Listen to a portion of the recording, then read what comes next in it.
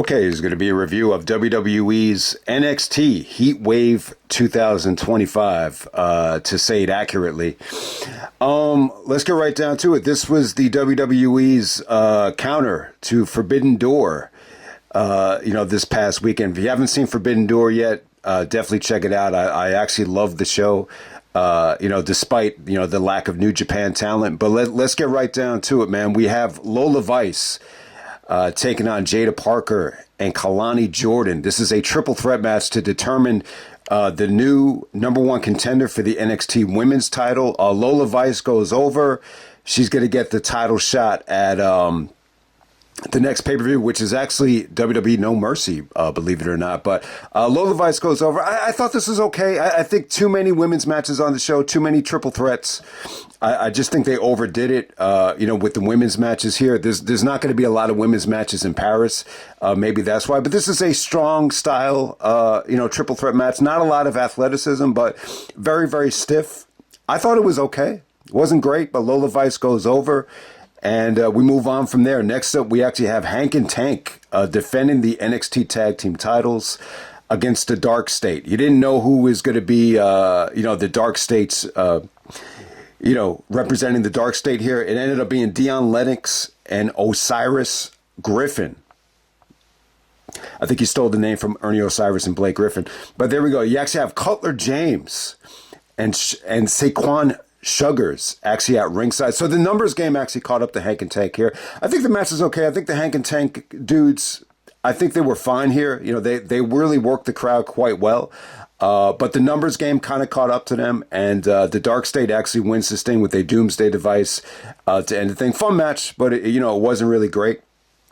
I would say about this show, the show got better and better as it went on. I thought you got off to kind of an okay start, but it ended with a bang. Okay, next up we have the triple threat match for the TNA Knockouts World Championship. We actually have Jacy Jayne defending the TNA title. She's also the NXT Women's Champion, believe it or not. She's defending it against Ash by Elegance, who's formerly known as Dana Brooke from the WWE, if anyone remembers her. And then you got Masha Slamovich, the former GCW champion out there. I was looking forward to the match. I thought it was a good mix of talent. I thought the match was good. Lots of good, action here. I was impressed by Jacy Jayne. I really was. I think she's tall, athletic. She's good with her feet. There was a lot of good, action here, a lot of good high spots. The match was fine. I think the biggest problem with the match is, Ash by Elegance is coming out there with her, her crew, the Elegance stable, whatever you want to call it, Heather by Elegance, all these elegant girls. And then Jacy Jayne comes out there with, her crew as well, a couple of other girls. And it felt like a mess, especially if you're not really engaged with the storylines in NXT. The whole thing felt like a mess. I thought an embarrassing moment for TNA. Ash by Elegance does go over. She wins the TNA title back. So, that's good for TNA. But at the same time, you have the TNA president out there. I think his name is Carlos Silva. I just think an embarrassing moment for TNA. I mean, he's clapping and applauding like, TNA did something great here. But the booking was definitely a mess. This did not feel like a competitive, TNA style match. I just don't think the relationship has worked so far. I just think TNA has been very handcuffed. Who knows? Maybe there's light at the end of the tunnel. But I, as of right now, I don't have a lot of interest in watching promotions that are under the WWE's umbrella in terms of them being handcuffed, whether it's TNA, whether it's AAA. I just have zero interest. I'd rather watch wrestling companies that are free to do what they want to do. I think with Bound for Glory coming up, big pay-per-view. But look, if anyone's going to order that show, the card needs to look stacked to the highest degree. Make it a TNA versus NXT, super show. As of right now, I'm just not very confident in that they could, deliver a great show. But, we'll see what happens there. But we're going to move on to the next match. We got Jordynne Grace taking on Blake Monroe. Good match. I really, really enjoyed this thing. I would definitely say this is the second best match of the night, the best women's match on this show. This is a TNA versus AEW dream match right here. If you haven't seen Blake Monroe yet, this is Mariah May. I gotta say, Mariah May might look like the hottest girl ever with sunglasses on. That's kind of an asshole thing to say, but she really is. She really looked like a star. I mean, she really does. She uses the name Blake Monroe I'm trying to figure out how she got this name. Obviously, the Monroe is easy. It's definitely inspired by Marilyn Monroe. But where does Blake come from? The first thing that came to my mind was Steve Blake, who's actually Kobe's favorite teammate. You remember the white dude from Maryland back in the day? So that's definitely not the case there. But Blake Monroe, Mariah May takes on Jordynne Grace. Good match right here. Blake actually goes over. She's able to hit a drop toe hold to Jordynne Grace after she exposes the bottom turnbuckle. And then she's able to pin her with the DDT. The finish didn't come off great, but if you see the replay, it's actually a little bit more acceptable than in real time. But Jordynne Grace looked good here. She looked like she got breast implants. No, not the worst thing in the world. She's got, her body type is able to handle it. So I didn't mind her new look here, but I thought she looked good. The power bomb off the top rope. And the kick out from Mariah May was awesome. That was definitely probably the second best spot of the night, to be honest with you. But yeah, definitely a solid match there. Next up, we have Ethan Page and Chelsea Green representing Canada to take on Tavion Heights and Tyra May Steele representing the Olympians of the United States. Really, really weird match right here. I got to say, Chelsea, the most over star of the night. She's definitely the hottest woman in WWE right now. I would even put her over Alexa Bliss.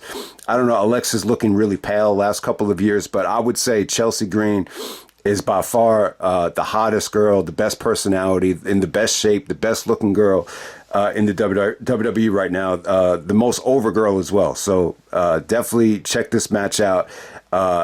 She was really over. I mean, it was awesome stuff. The match is a lot of fun, but this is like the first time in WWE history where the show is taking place in the States, but you have fans actually chanting Canada.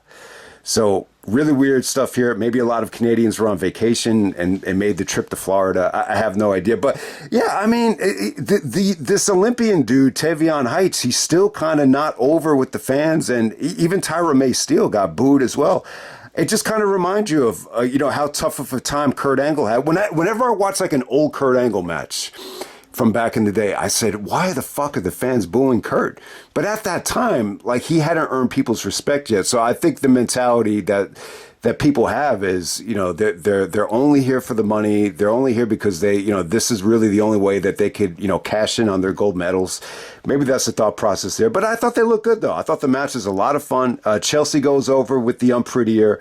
It was an awesome finish.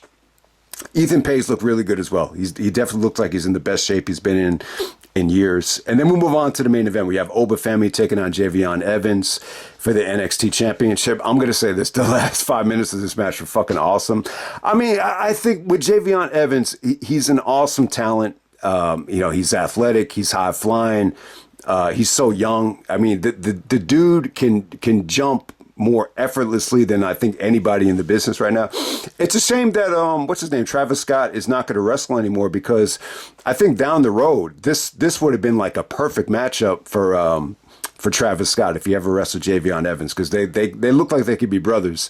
But yeah, good all black main event right here. I thought Femi once again, this is very reminiscent of Samoa Joe's Ring of Honor title reign in terms of the dominance. He's just so built. He's so strong. I mean, the dude looks like a, Herculean force of nature. I mean, he really does. All right. So some of the flaws in this match, though, I think Javion was a little bit exposed here, though. I think he was, I think the four-way at Heatwave last year, the triple threat at WrestleMania, those were big matches, for fans that don't really watch NXT like myself. So I just thought some of the flaws was a little bit exposed in this match in terms of his combat skill, in terms of the ring psychology. But at the same time, he's a hell of an athlete. Him and Oba worked to a good finish here. There were some really, really, awesome spots here. There's a foot on the rope, continuation here. And I was going to say, very, very much inspired by MJF and Hangman. But at the same time, that show was going on at the same time, so I can't say that they ripped it off. But just like in the MJF and Hangman match, the foot on the rope thing kind of played into the finish, and they restarted the match. In this situation here, Femi's foot was underneath the rope. not actually on the rope, so they restarted the match. I mean, it definitely looked like Javion Evans, had a good chance of winning this thing. The fans were really behind him. So good performance from him. I thought he was awesome for the most part, especially like the last 5 minutes. But the finish is fucking awesome. Femi actually does like I don't know what it was. It's almost like a backdrop suplex. So he throws him in midair through the announce table. One of the best table bumps I've ever seen. I mean, really, I would say that this is so good. It might have been the spot of the weekend. It might have even been better than, Claudio gorilla pressing Darby into the steel cage. I mean, this was fucking awesome. Awesome finish. Obafemi looked like $1 million, I thought. Yeah, man. Awesome match from him. I would definitely say this is the match of the night. It hit the 4-star level. It's not like match of the year worthy or anything like that. It's not as good as some of the triple threats and 4-ways I think they've had over the last couple of years, but I think the show was okay. It was okay. I think the main event is really the only thing worth watching from the show. If you want to see the Jordynne Grace match against Mariah May, it was definitely cool to check out, for AEW and TNA fans. But let me just end it right there.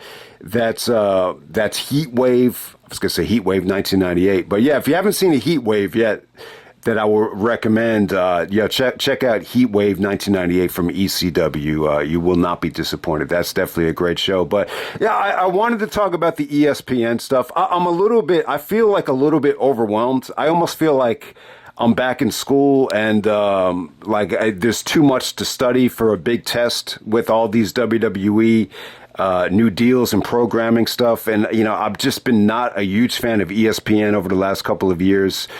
But it's a little bit weird. I mean, I think there's a lot to like about, the WWE side of going to ESPN, but I'm a big baseball fan. And really, I think, the under the radar part about this ESPN thing is I just think it's a reflection of how the younger generation and how the minorities feel about baseball and hockey.